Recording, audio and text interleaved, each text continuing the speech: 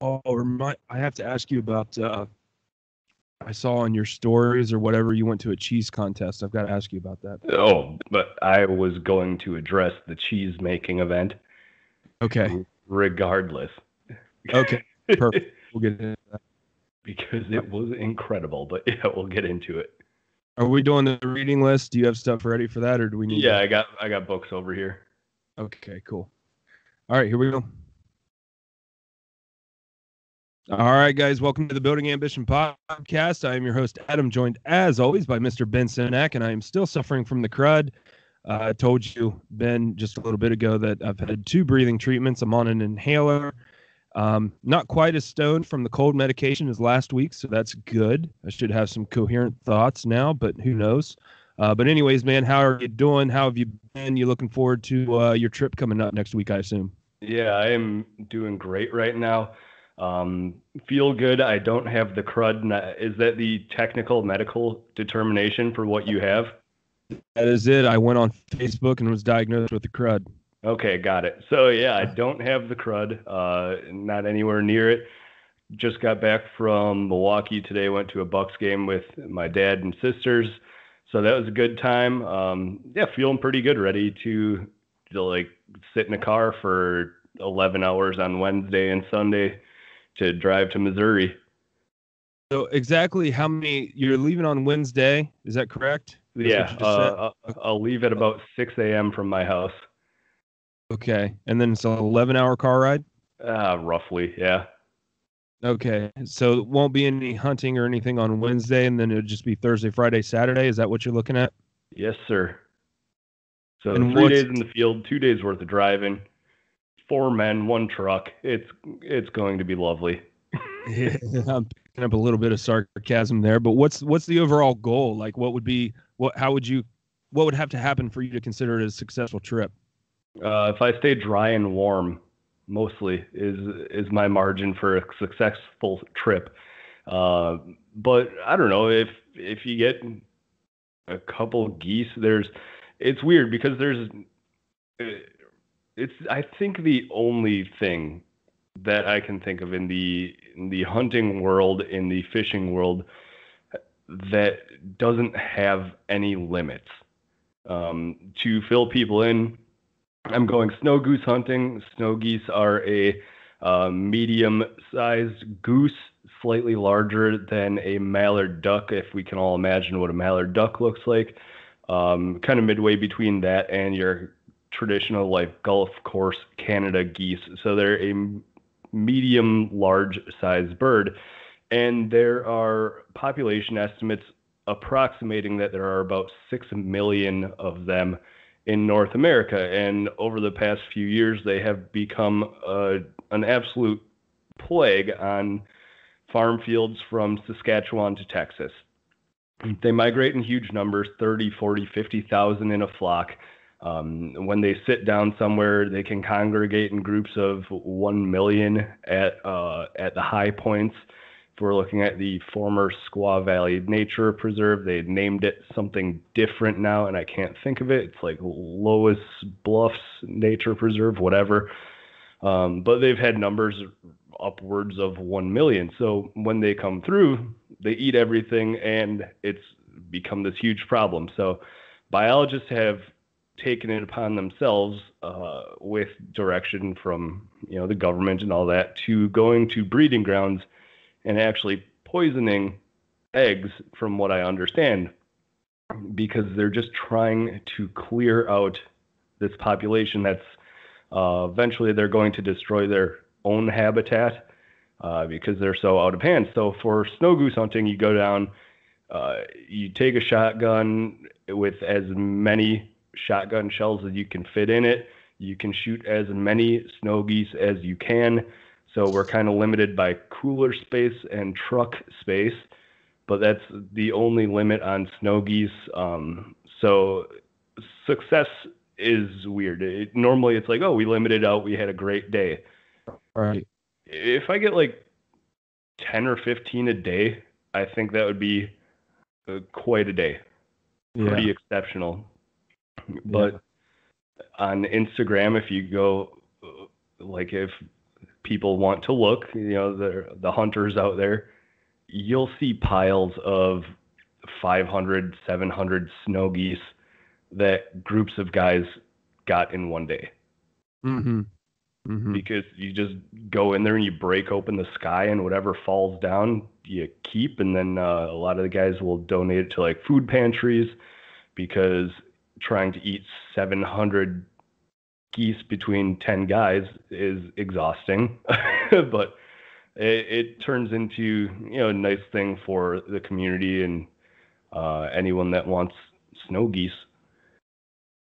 So is it something you enjoy eating? I mean, is it a relatively tasty meat? Ooh, no, you got to work with it. Okay. All right. But so, I would assume, like, with your culinary adventures, you kind of enjoy that? I do. And that's actually one of my books. I'll bring it up later.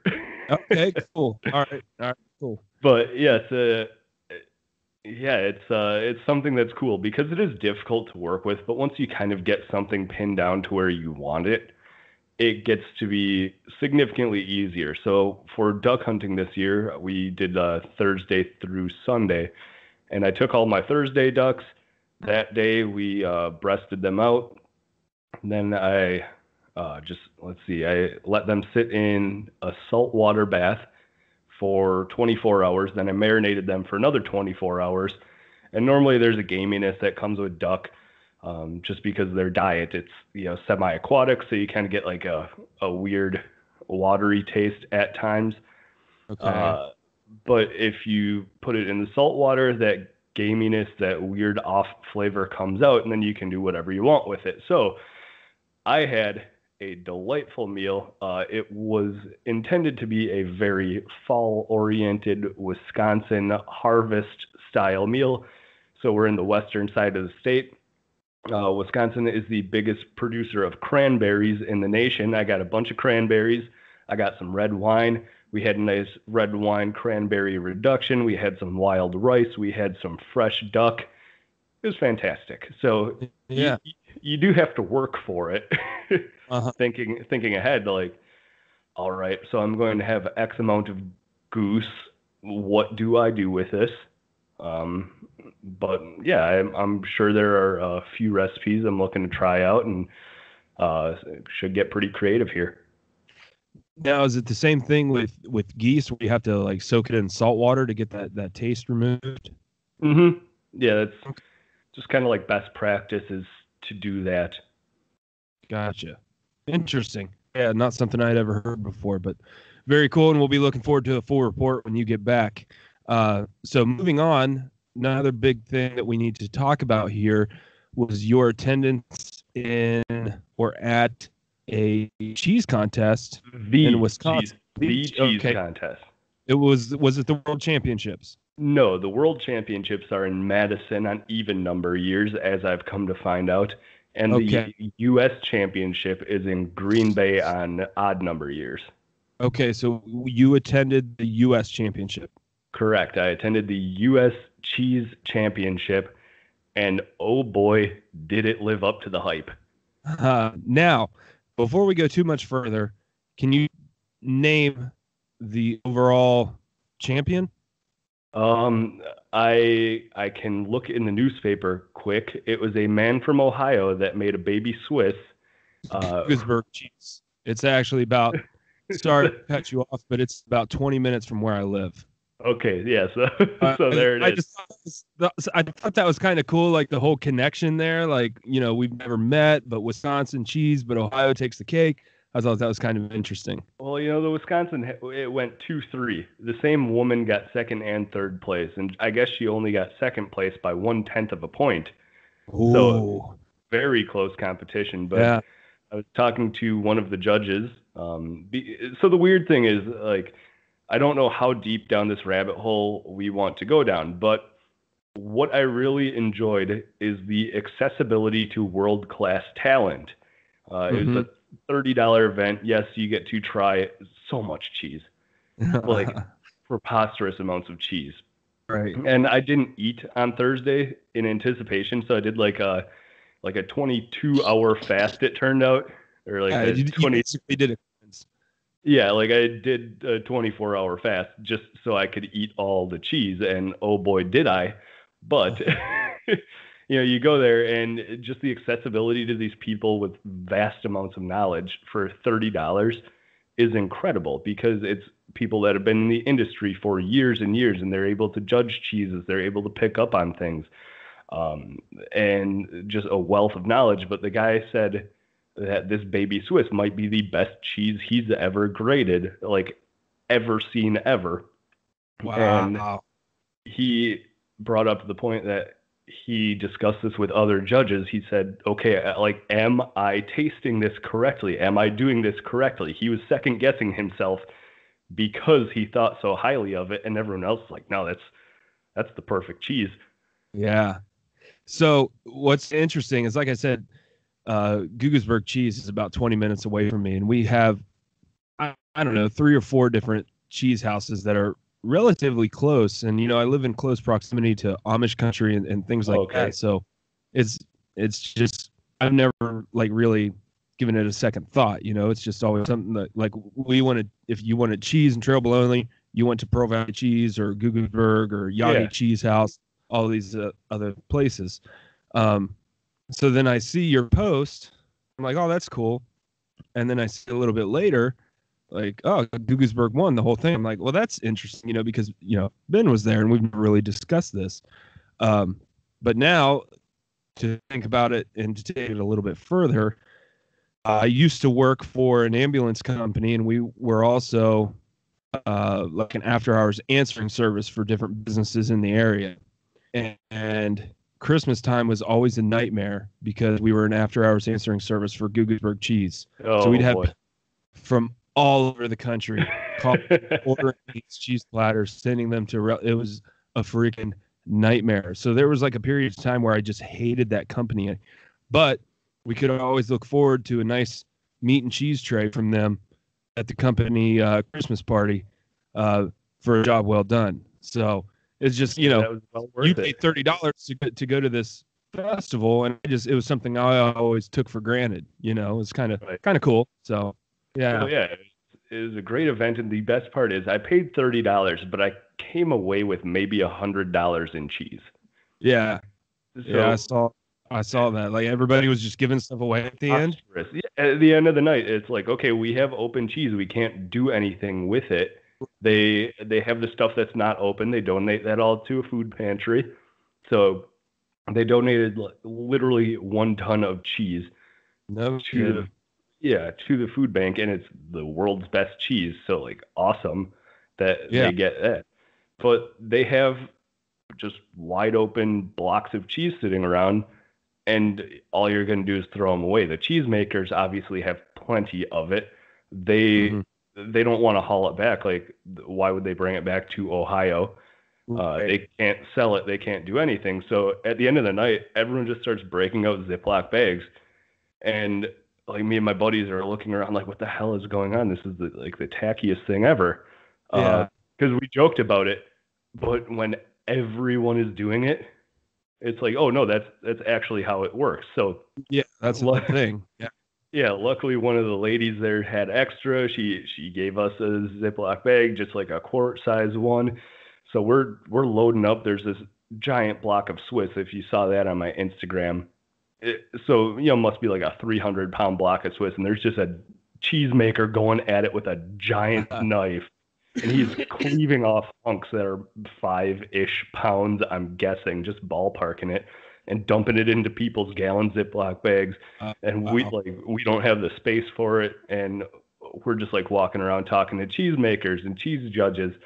And one of the ladies there, she's from Organic Valley, in somewhere in western Wisconsin. I can't think of it. But she's like, oh, do you guys, want some cheese? Like, yeah, we got a little bit right here. She's like, oh, I'll give you some more too. So she gets us gallon Ziploc bags, and we got 4 pounds of cheese from her.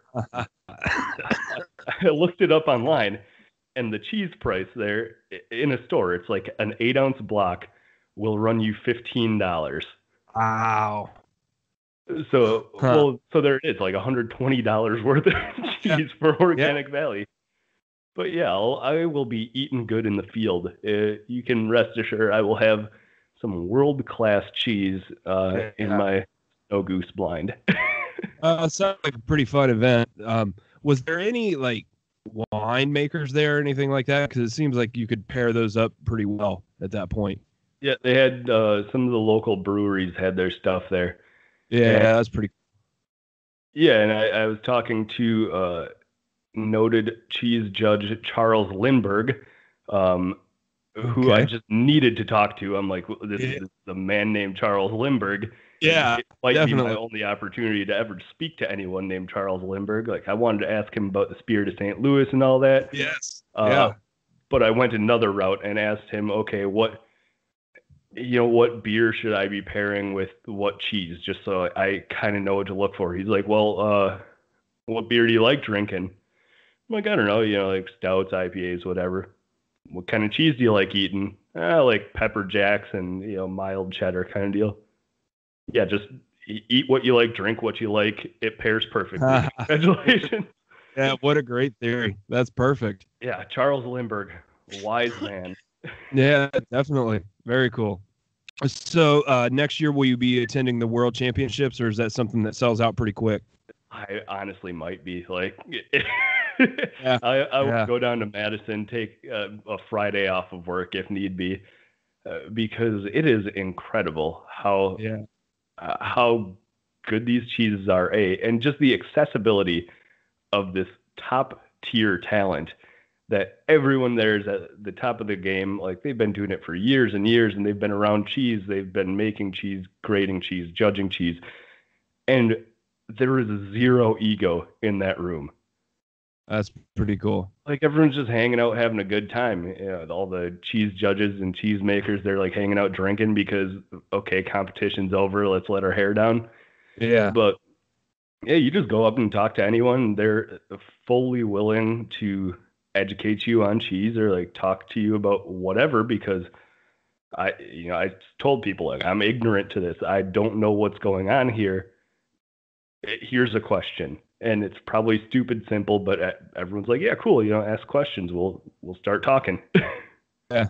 That's very cool. And that's the thing. Like, I don't care what it is or what your talent might be. Like, when you are world class at something, it's always fun just to talk to that person, and to hear the passion come out when they're talking about that, be it cheese, weightlifting, insert whatever. Like, it's cool to be around that type of person. So very neat, very cool. Yeah, it is Hey, a who doesn't like high cheese? quality event. Highly recommended to anyone willing to make a trip to Green Bay or Madison just to go experience cheese. Tickets are Very cool. cheap. People are good. You learn a lot. That's my spiel. There you go. All right, man. Well, we got some books to talk about. Is there anything else we need to get out before we wrap up this intro? I feel like there is probably somewhere, but I can't think of it right now. So yeah, let's wrap her up. Oh, well, let me, because I told you about this prior to recording. Um, I did attend the OHSAA Oh yeah. State Championship Wrestling Tournament this weekend, and while I didn't stick around for the championship round because I felt like garbage. I did to see uh, only the second female ever to qualify for the state tournament, and the first female ever to win a match in the preliminary championship round, which happened on Friday. So it's a big deal to win your match. I'm sorry, on Thursday. Yeah. So it's very big to win your first match. If you win your first match on Thursday, you're moving on to the championship round on Friday, but you wrestle that one match and then you're done. You get to go way out. You get to eat. You're moving on to the right side of the bracket. Life's going to be a little bit easier. You lose that match on Thursday, you got to wrestle again Thursday evening, and then you're trying to wrestle your way back into the bracket and try to get into one of those placing brackets. I think they place the top 8 maybe at state. Okay. We only pay attention to like the top 5 or whatever. But she went out, she wrestled a hell of a match, won that first match on Thursday. came back Friday morning, lost, almost had the takedown as she was losing by 1, I think. Mm-hmm. Time was expiring, and she hit a great shot, almost had the takedown, went out of bounds, lost it. And then her next match, we were actually sitting with her family. It was really incredible. And the reason that I bring this up is because I had seen the story. They posted a story about this, because what's pretty cool about this is not only did she make it, but her twin brother made it to the same tournament. And I think her brother ended up either winning or placing second. But that was obviously the first time it had ever happened. Male, female, blah, blah, blah, all this stuff. And kind of going back to our fat acceptance episodes that we did, I was kind of, I don't know, even if I could say I was on the fence, I think I was kind of against females being in the sport.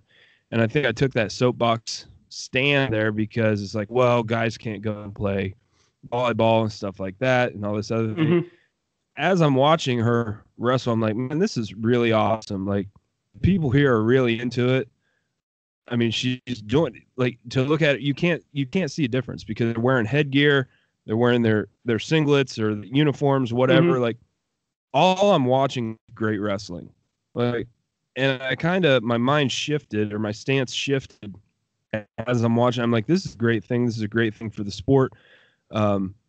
Why not grow the numbers? Why be that guy where I'm like, no, this is like boys only, stuff like that. So it was kind of an interesting change to, see how my opinion shifted as I'm watching it. And she ends up losing, the next 2 matches that she wrestled. So she was eliminated from the tournament, but she did it gracefully, shook the kid's hand, And then on another note, like, I kind of felt bad for the kid that she was wrestling, because it was almost like it was a tough spot for him to be in, because everybody in that arena was rooting for her. You know what I mean?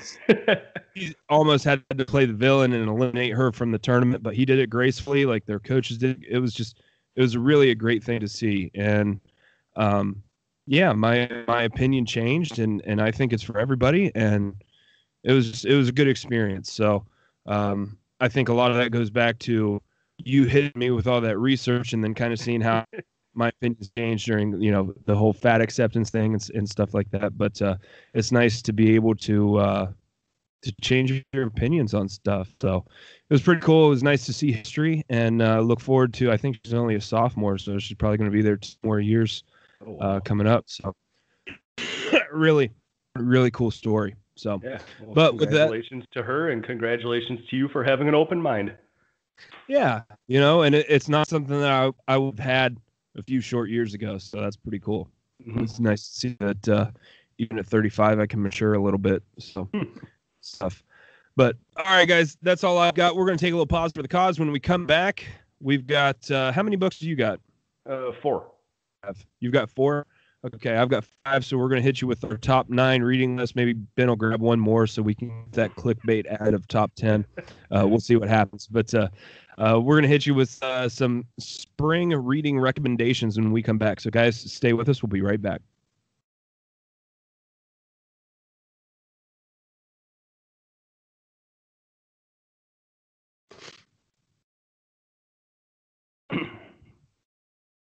All right, guys, we are back, and this is something we do from time to time where Ben and I will come in, and we do this without communicating with each other, which is kind of how we just run the show, basically.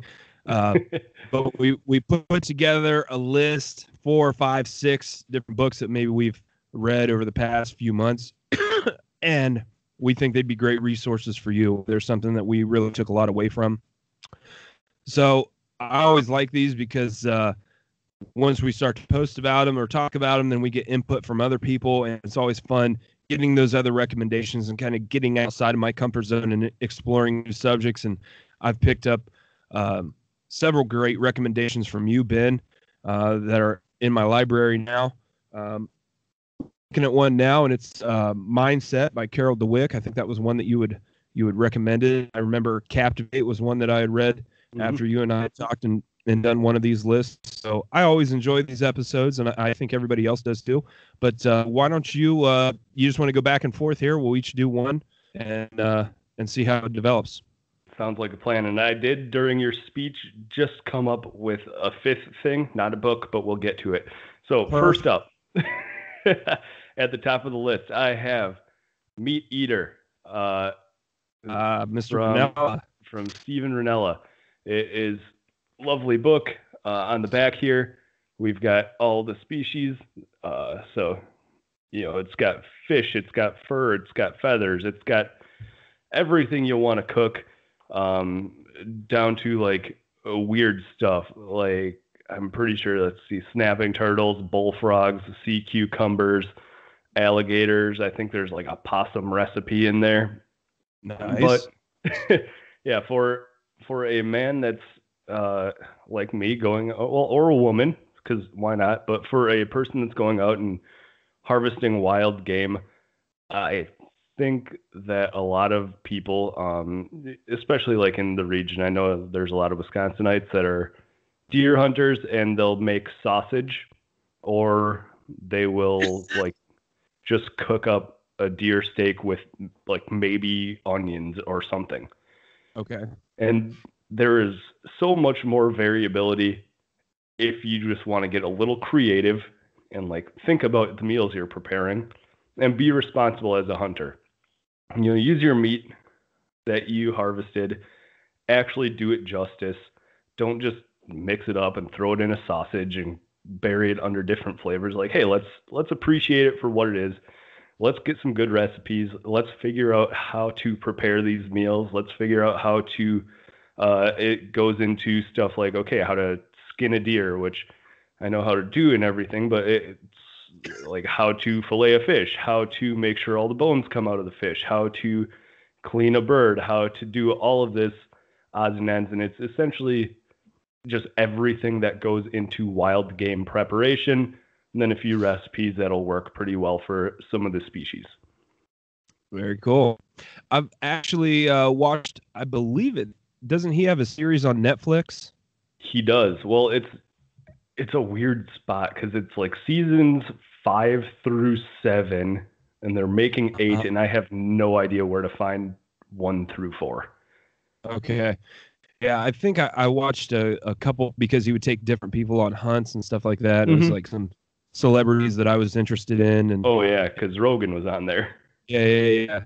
And I think, did he have one with, or maybe it was the same one where they had Anthony Bourdain on there or something like that. I might be confusing something, but I did enjoy it. I thought it was it's a lot more than just like what you would think of when it comes to a hunting show, like just going out and like, okay, I'm putting this scent on me and all these other things. There's a lot more like the philosophy of the hunt and, what it means, and more of a conservationist mindset, I think, is how I would label it. But it was very good. Very good. I always liked his interviews too. Yeah, it's always been a conservation philosophy show shot through the lens of a hunter. So you hit it on the head. He does a great job of explaining everything that surrounds it, all the culture, the ethics, everything involved. And what I do like is that there are episodes where he doesn't get anything. Yeah. It's valuable experiences. He's like, well, I got skunked. But it's like, it's nice being in Arizona all alone, just getting to enjoy my own company, blah, blah, blah.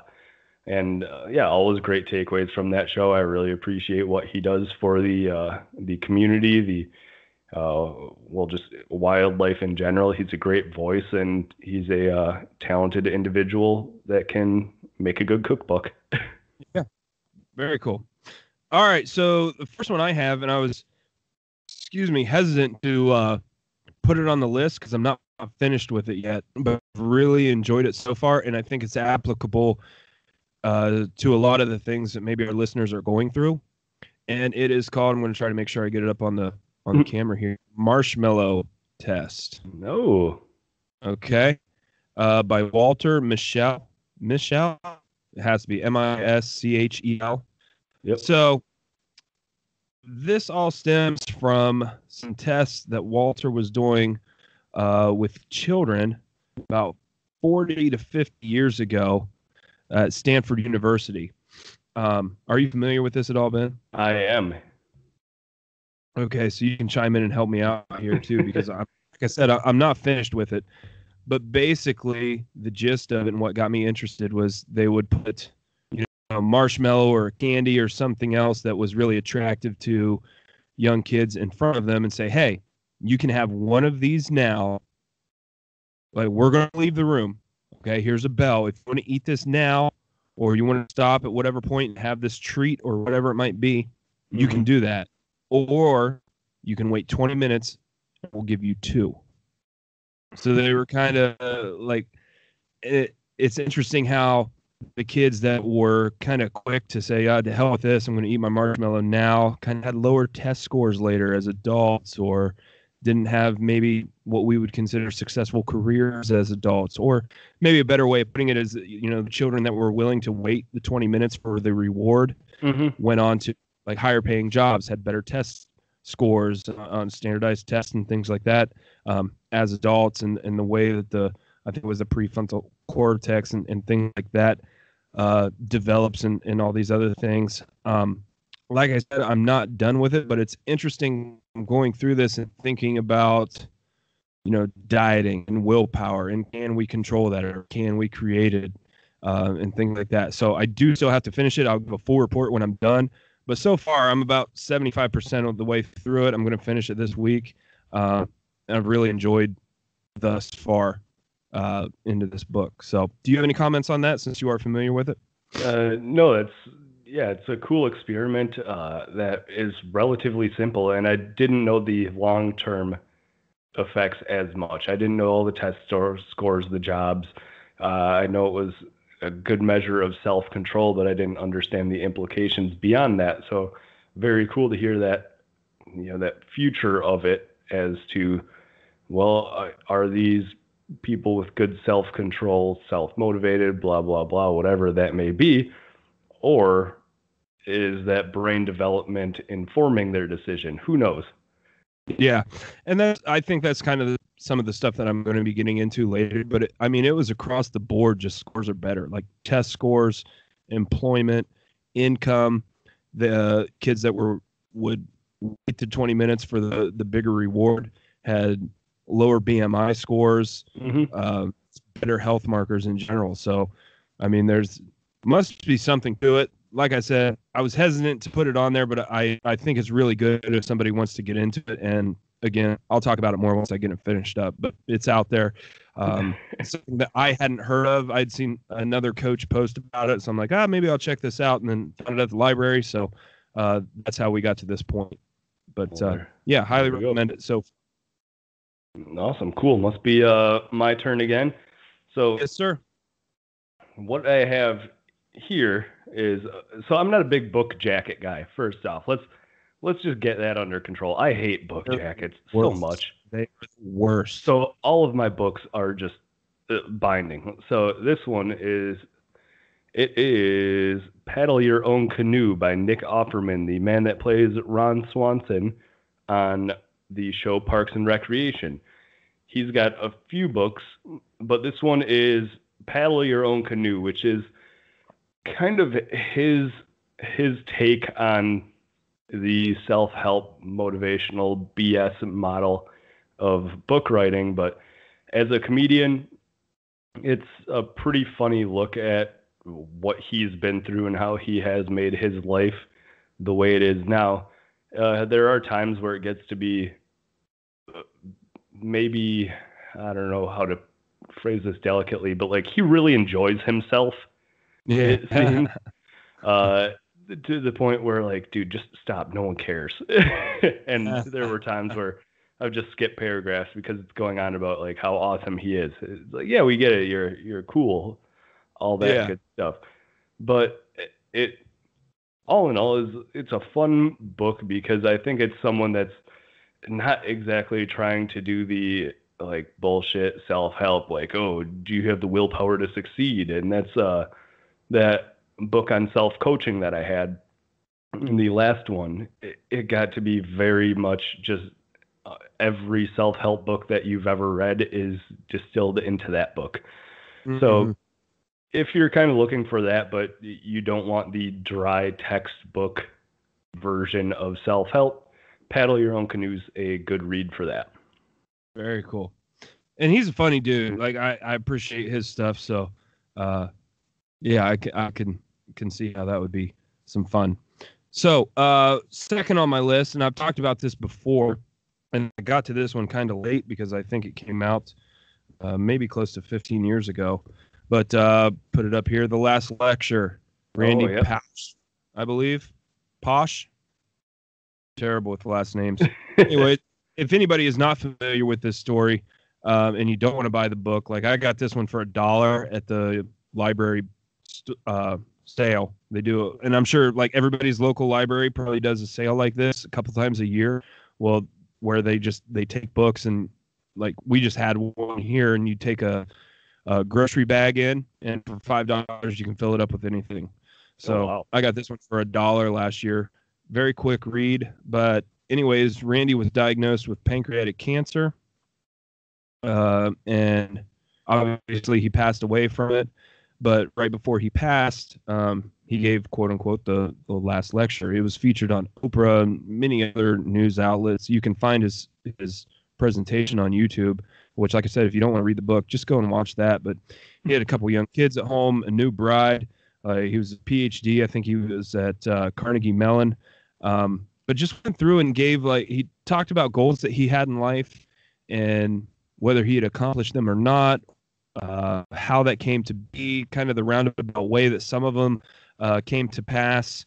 Yeah, I don't want to give a lot of it away because if you haven't heard of it, I think it's really beneficial, especially if you have kids. And I hate doing that, like, oh, you won't get into stuff like that. But I do look at things differently now that I'm a dad, or that I've been a dad for 8 years. And I think a lot of times you're so focused on like these big picture goals. Like for me, it's getting through like grad school now, and doing different things within strength and conditioning and the podcast and stuff like that. And I get so focused on those, like I forget like these small moments that I could have with my kids.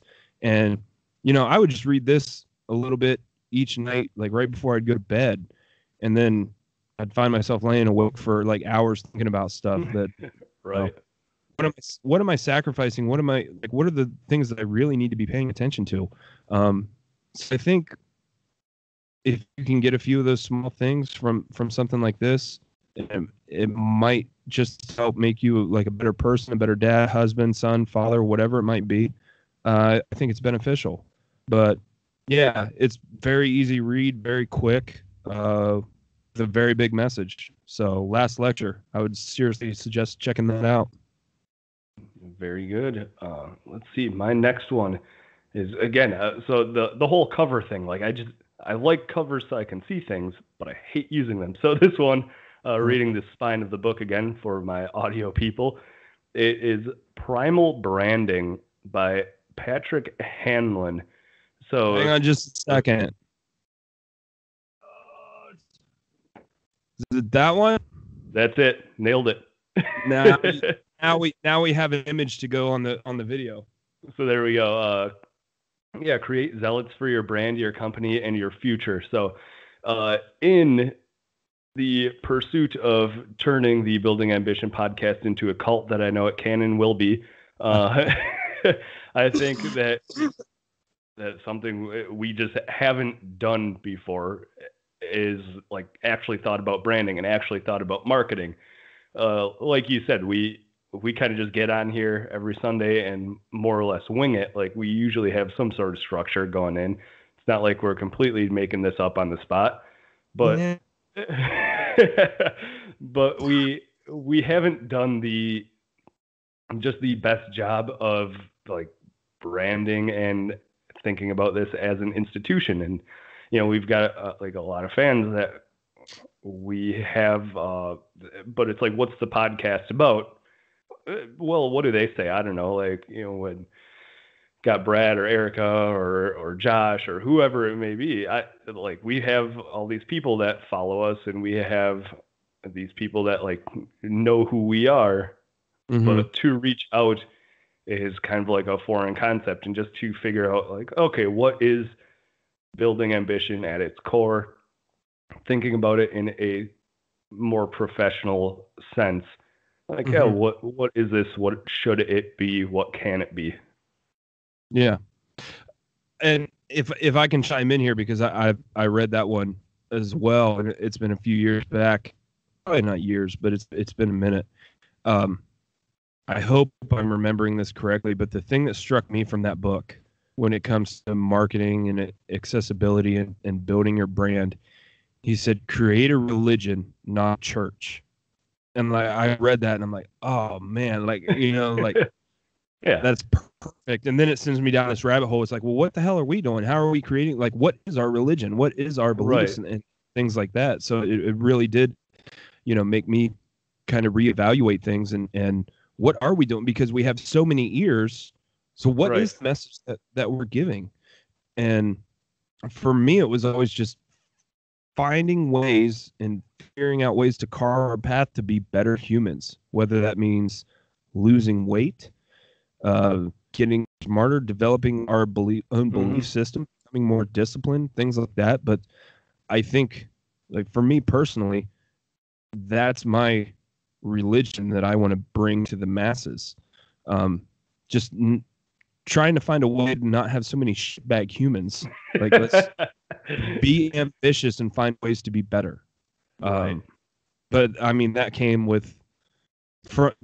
from like reading that one line and then many sleepless nights laying there awake trying to figure out what that was going to be. But it's a really good book. And yeah, exactly. And that whole creating a religion, I think you kind of hit it on the head. We're just trying to be better, and it's a confusing spot to brand, because like Steve Rinella, where he's got a hunting show, like technically we have a fitness show, but like Steve, he is a philosophy and conservation guy shown through the lens of hunting. I think we are doing self-improvement through a fitness lens. So who knows? I'm like halfway through it. I really enjoy it so far. I just picked it up for like $1 at Goodwill. Saw it, spoke to me. So yeah, I guess everyone listening, prepare to be branded too. Well, they like it or not. Yeah, exactly. We'll get something more consistent and do better, because ultimately that's what the podcast is about, just trying to do better in all facets, and that's one of them. Yep, absolutely. So my next one, and I was hesitant to put this on here because, the whole like self-help genre and things like that. I know we don't entirely like buy into that, but I think, working through Mortimer Adler's 1940/1970 classic, How to Read a Book, has opened my eyes to understanding that I don't have to agree with everything that an author says, but I have to understand what they're saying in order to disagree with it. And I think what I've found is most of the time when I take a stance on an author or a presenter or somebody that's marketing a big idea, I don't necessarily always understand what they're trying to say. I come to it with these preconceived beliefs and notions that I already have ingrained in me because of prior schema and all these other things. So really what I need to do before I construct an opinion is reread or reevaluate, re-listen to said author or speaker, teacher, whatever's presentation to really try to understand it. Because if you don't understand it, according to his rules for reading, you can't disagree with it, because then it just becomes an emotional response, right?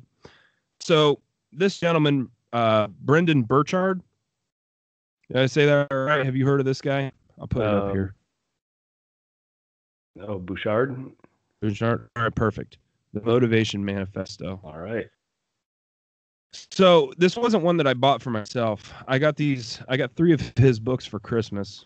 And I'm like, all right, cool. Like Motivation Manifesto. Like, all right, catchy title. 9 declarations to claim your personal power. Yeah, that's where I saw that. It's like red flags. That's very exactly self-helpy. Yes, exactly.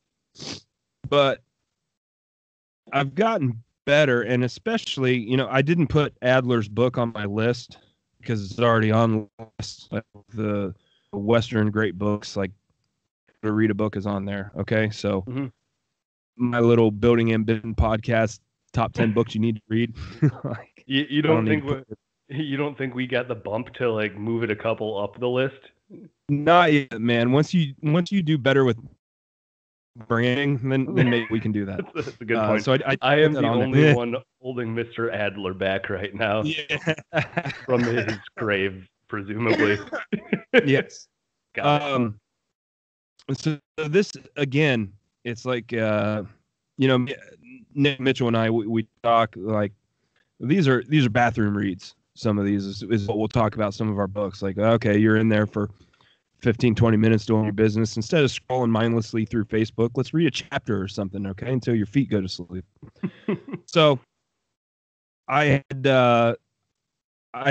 dog-eared one of these pages, and it was really the thing that struck me and kind of stood out to me. And it's on page 153, if anybody has this book. And it's called "Struggle is to be accepted and honored. To radically advance our lives, we will no doubt endure real struggle. We mustn't complain about it or fail to anticipate it. There was a time when striving through a trial was a virtue. Struggle was a cherished consequence of higher ambitions.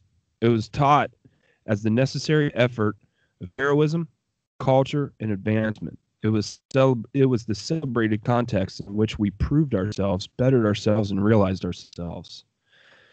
So, I mean, out of all of this, it's 200 some pages, I think.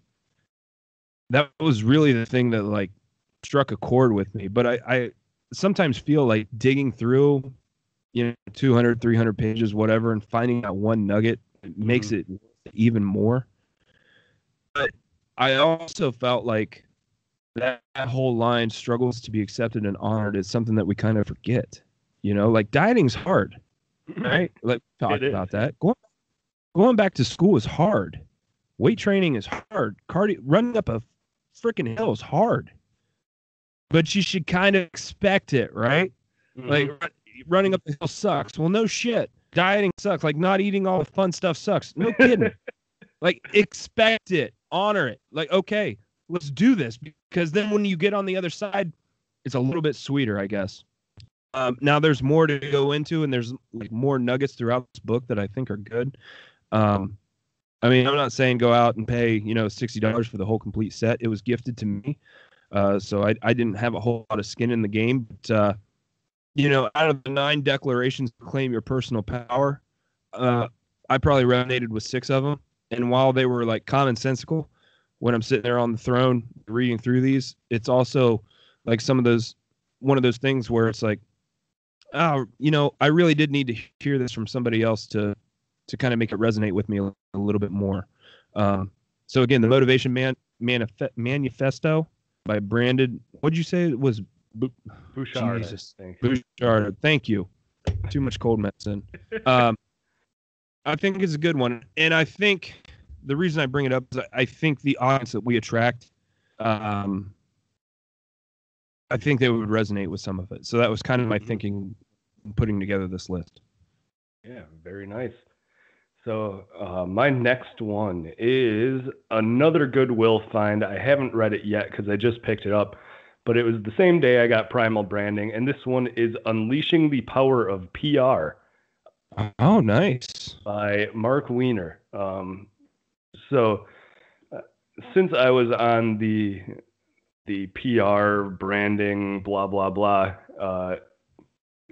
thread there, I saw this one too. And you can tell I haven't read it because it's still got its book jacket on, but it's a bold, eye-catching jacket. And for $1.50 or whatever I paid for it, it's worth it.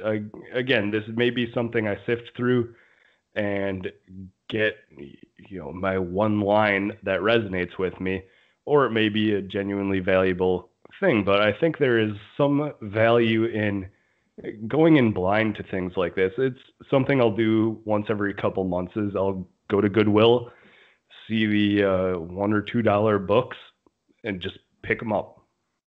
Mm-hmm. You know, if I like the book, good, I got it for cheap. If I don't like it, perfect. I didn't pay too much for it.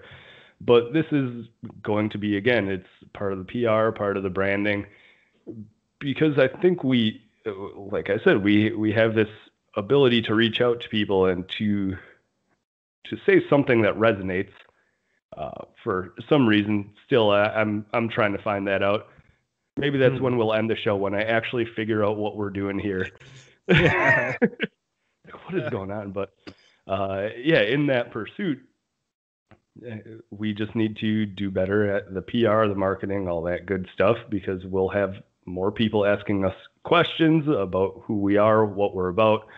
And I think having some training in that is beneficial, no matter how little that training is. Obviously, I have an exercise science degree.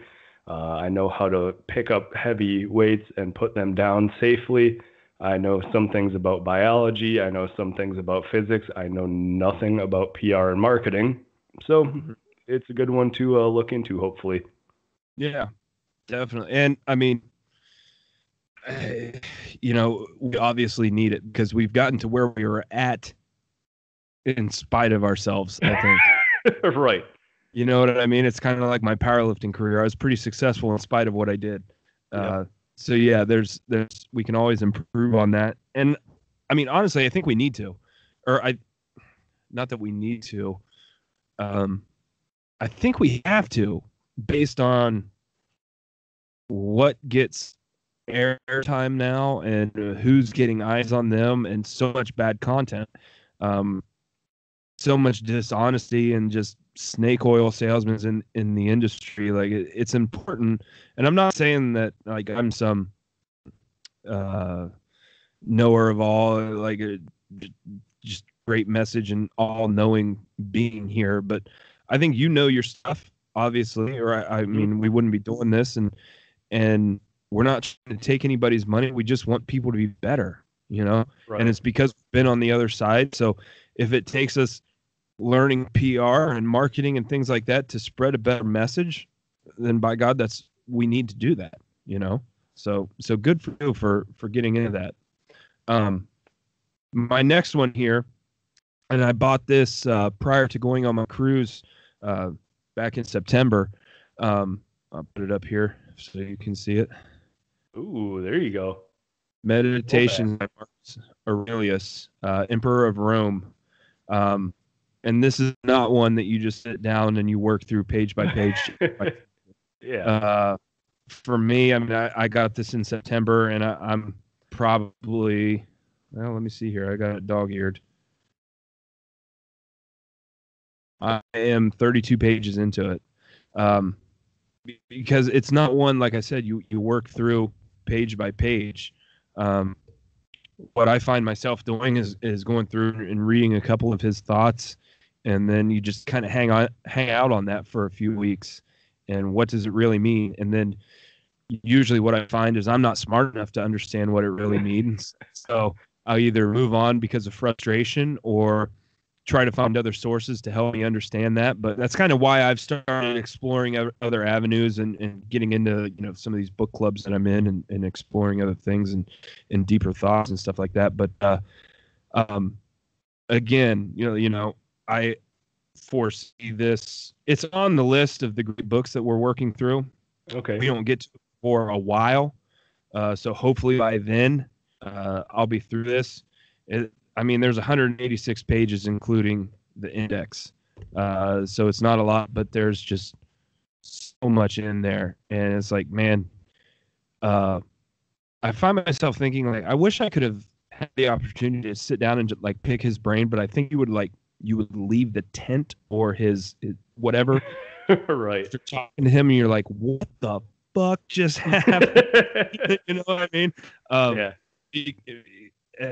I don't know. It's frustrating to think like one person can have so much knowledge, and was he really that ethical? Was he really that enlightened and all those things? And I don't know. I mean, but right now I think he was, and it's a good one to get into and just really But like I said, you really have to hang out on some of the passages and unpack it and think about what it means to you. And then you're going to have some secondary sources to get into, or at least somebody to talk to kind of bounce those ideas off of, if you really want the full experience, I think. So, but it's a good one nonetheless. Yeah, very cool. It's obviously a big name, and when I saw you hold it up, it's a classic. Yeah, absolutely. Marcus Aurelius is kind of the guy. If you're Yeah. going back to thought leaders from that time that are still applicable today, and I think it's in right now to read Aurelius. I don't know if it always has been, but it seems like I've seen a lot of good buzz around it on Instagram or listening to other coaches, whatever it may be. Just with like Marcus Aurelius and his thought. I know Tim Ferriss is a big Aurelius guy, talking about stoicism and all that good stuff.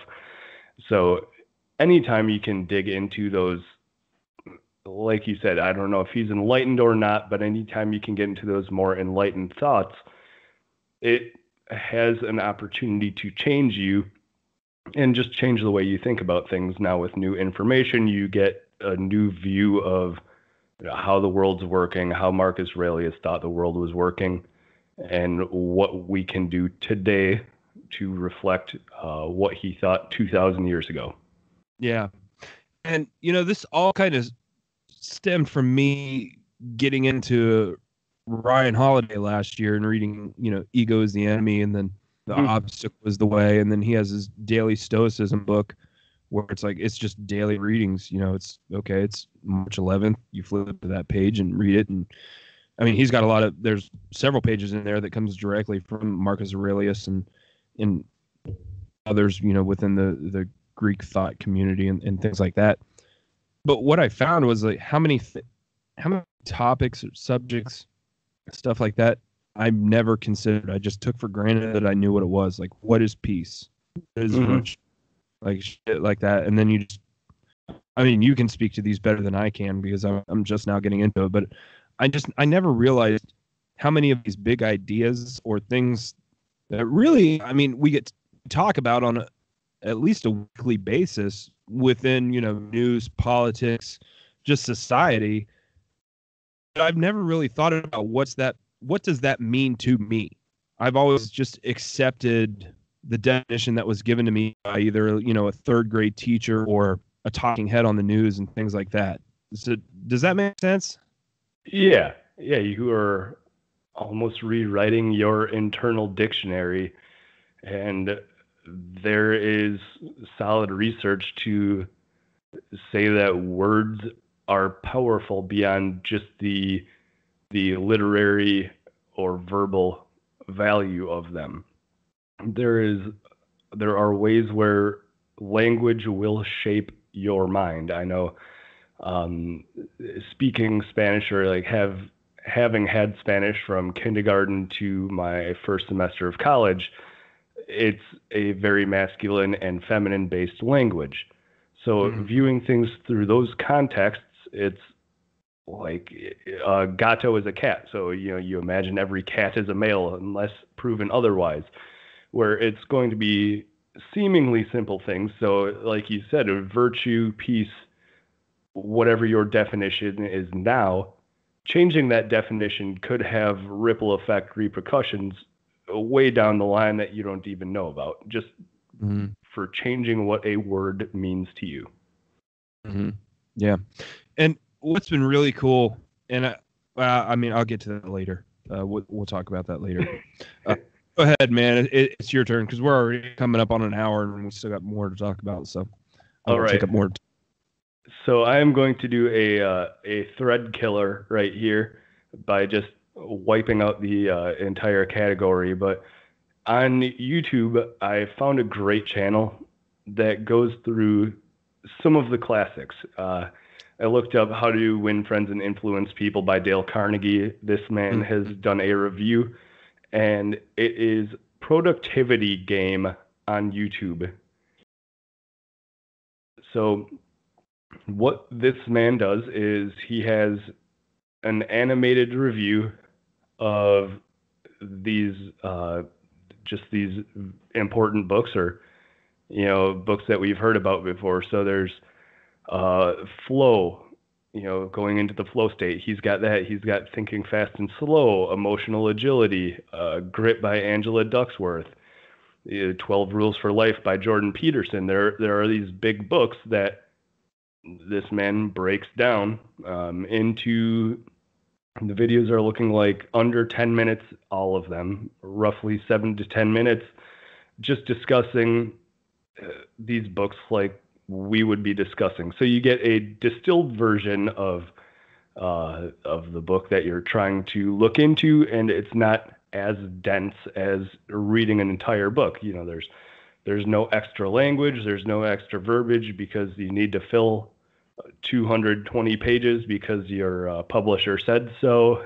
It's just the essence of the book and the biggest takeaways. And with every review, there is a 1-page PDF that you can download. So if you do want to read something on paper, there will be a breakdown in PDF form for you about every single one of the books that is covered. So Productivity Game on YouTube. Like I said, it's a little bit of a thread killer because they do have all these solid reads on there, but you get to listen to it. So if you are an audio person, as I'm guessing some of you are, welcome to the podcast. How's it going? Right.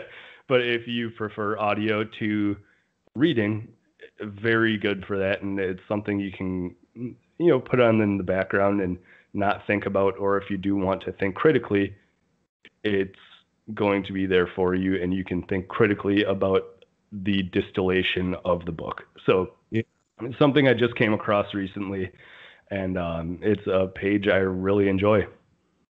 Yeah, I'm looking at it now, and the first videos I'm seeing, Unlimited Memory, which I listened to that on audio. I have not listened or read Flow. Have you gotten into that?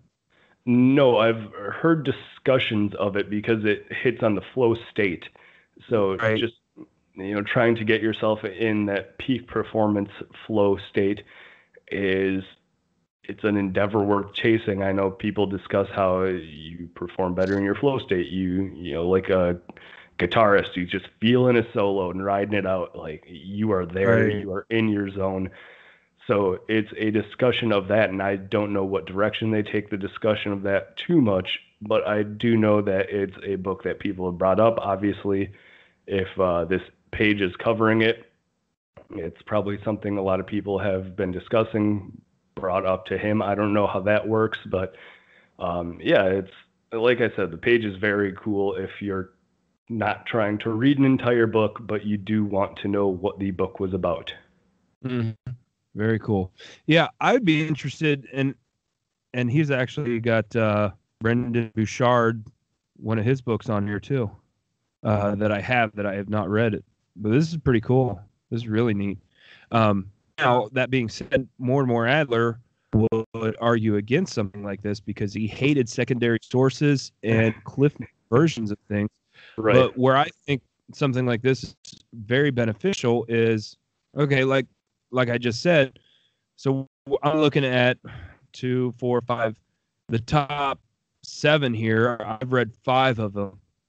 I would really like to go through and watch these videos to see if there's things that, I'm assuming is, did you say whoever it is that runs this channel? Yeah, and I don't know who the man is. I know there is a narrator. It might just be a narrator that's paid for it. Right.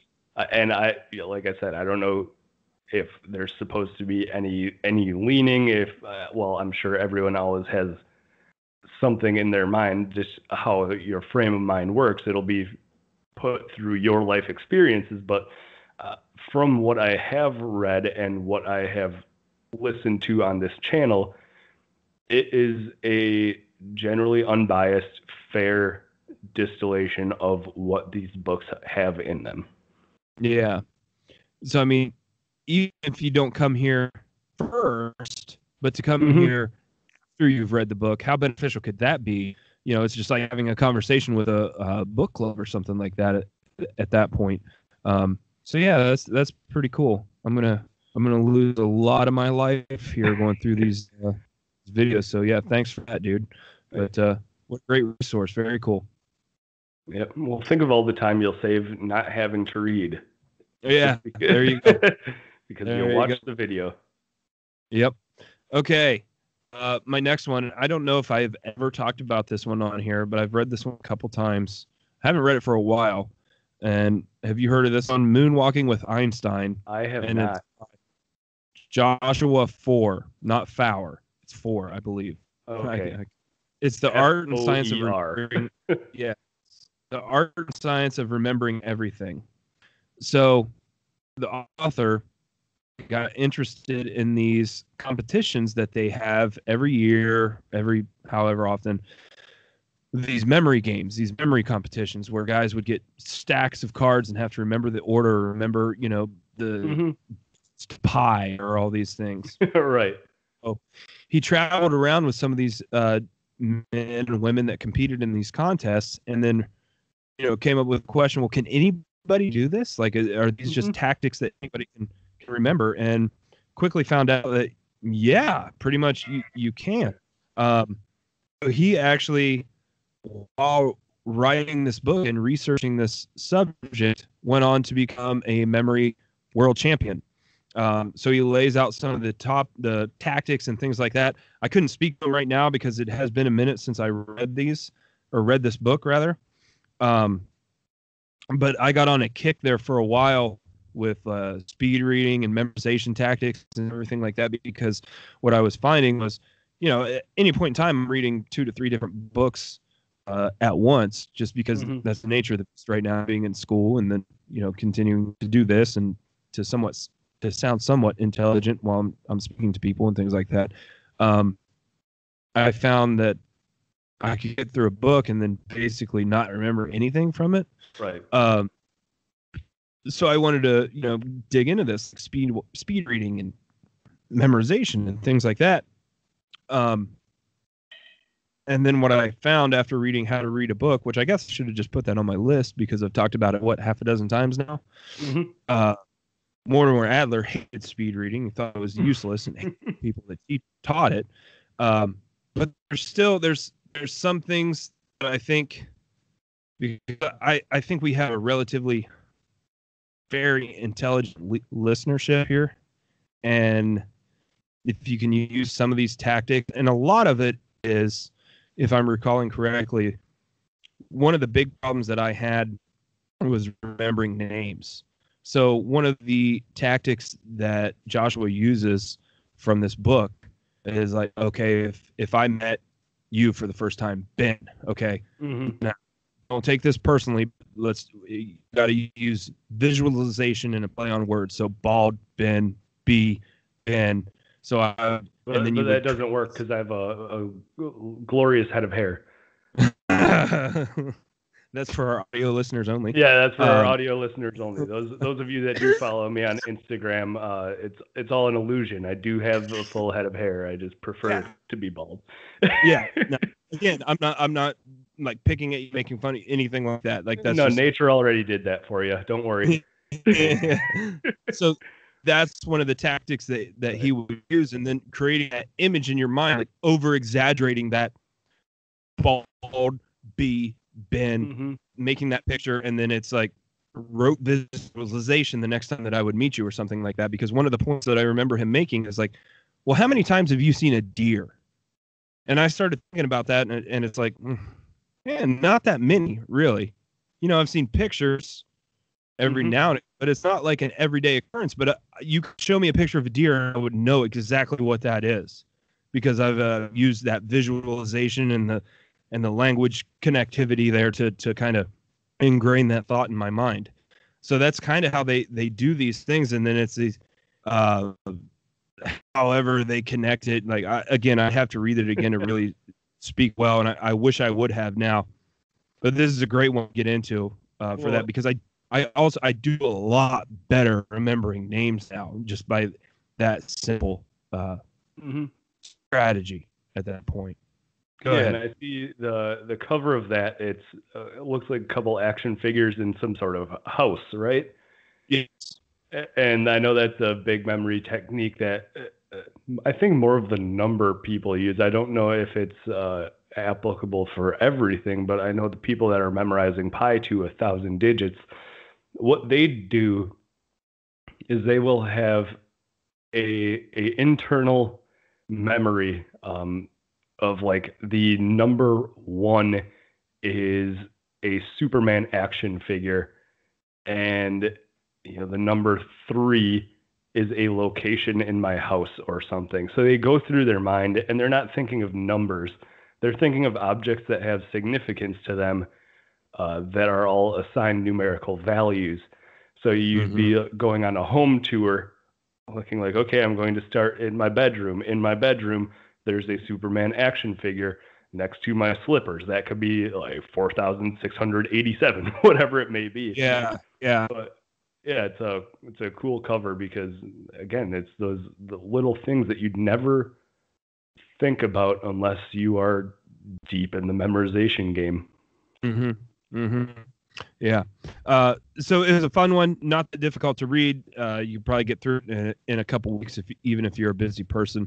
And there are some practical takeaways there that just when you think about it from like a coaching perspective and interacting with so many people on a daily basis or kids and whatnot, it becomes very important to kind of remember people's names. And that was my biggest flaw, I think, for a while. So yeah, and I think I've done a pretty good job at fixing that. So yeah, I think that was all 5 for me. Do you got anything left? No, I got 4 plus 1 knocked out, so I've got all my 5. There you go. You got our top 10, guys. We made our top 10. There we go. Yeah. So I had 2 more sitting here that I wanted to show you that I'm getting into next. And I think you'll like this one. It just showed up. Oh, beauty. Yeah. So I've skimmed through it a little bit because that's one of the techniques that Mortimer Adler. You know what? What the hell? That's on my list. You guys, Mortimer Adler's How to Read a Book. Just read the first 184 pages on the 3 different levels of reading and note taking and things like that, and then use it as a reference. It's a hard read. It sucks. It'll put you to sleep, but you'll get some good stuff out of there. So, yeah, skim through it a little bit, and yeah, I don't think Disney did a great job at capturing how mean and angry Mr. Brooks was when they put out their classic Miracle a few years back. So you didn't actually say the name of the book or the author. I don't know if that was intentional or not. But Herb Brooks, The Inside Story of a Hockey Mastermind. See, I'm just pandering to our video audience at this point. So there we go. But he was the coach of the 1980 Olympic team that went on to win the gold medal at Lake Placid, the hockey team that is. And I'm sure it's a subject that's near and dear to Ben's heart, so I don't want to talk about it too much and butcher the story and offend him before I read the book. There you go. And then I was going to say a second one here. Oh boy. It looks Yeah, so that one's going to take a little bit, but the Iliad by Homer, and we're just starting out with a few of the stories. I couldn't tell you which books we're starting with. We're not going through it from start to finish. And this is for my books club. So I'd have to look at that again. And I have not.